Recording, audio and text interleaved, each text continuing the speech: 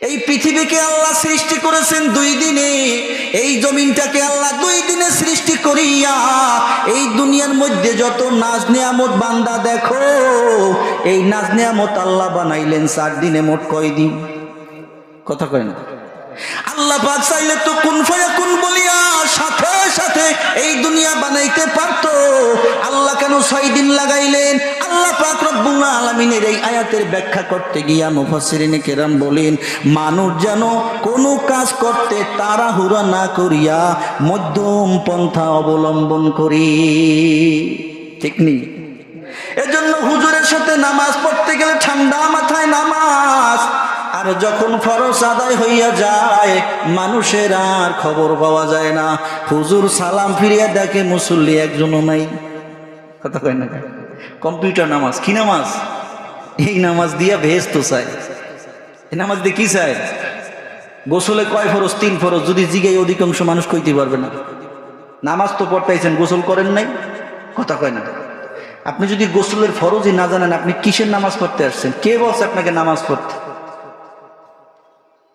এজন্য আল্লাহ বলে, তোমাদেরকে আমি একটা কোরআন দিয়েছি, লাকাদ আনজালনা ইলাইকুম কিতাবান, আমি তোমাদেরকে অবশ্যই একটা কিতাব দিয়েছি, ফিহি যিকরুকুম, এই কিতাবের মধ্যে আছে তোমাদের জন্য উপদেশ। আফালা তাকিলুন, কিতাব পাওয়ার পরেও কেন তোমরা আমি আল্লাহর উপদেশ গ্রহণ করো না?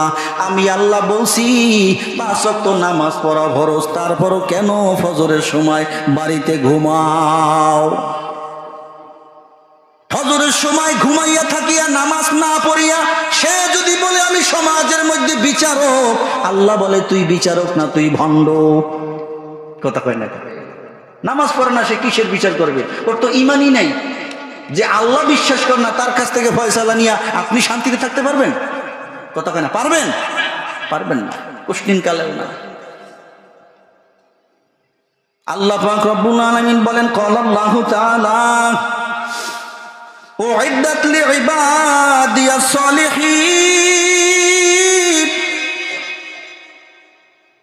আমি আল্লাহ তাআলা বলে দিলাম, ও সৎকর্মশীল আমার বান্দারা, তোমরা যদি ভালোভাবে নেক আমলগুলা করো, আমার রসুলের সুন্নাতকে ধরো, আমার নবীর মেসককে যদি আঁকড়াইয়া ধরো, আল্লাহর দেওয়া কোরআনটাকে যদি গলার মালা বানাও, আল্লাহ লইয়া ভাবো, নবী লইয়া ভালো, আর মৃত্যুর কথা স্মরণ করে কান্দো, প্রতিটা মুহূর্তে যদি আমার আল্লাহ নিয়ে গবেষণা করো, আমি আল্লাহ তাআলা তোমাদেরকে এমন পুরস্কার দান করব। আল্লাহ পাক রব্বুল আলামিন জানাইয়া দেয় কেমন পুরস্কার দিব। আল্লাহ বলে, মালা আইনুন রাআত, এমন পুরস্কার দিব যেই পুরস্কার আজ পর্যন্ত কোনো মানুষের চোখ দেখে নাই। ওয়ালা উদুনু সামিআত, যা জীবনে কোনো মানুষের কান শুনে নাই। ওয়ালা খাতারা আলা কলবি বাশারিন, যা কোনো মানুষের হৃদয় আজ পর্যন্ত কল্পনা করে নাই। সুবহানাল্লাহ, সুবহানাল্লাহ।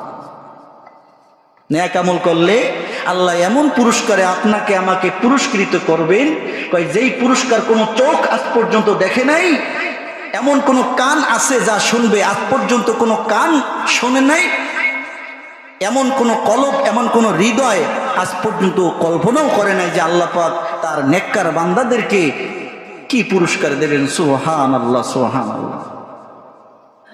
সেই পুরস্কার চাই কি চাই না?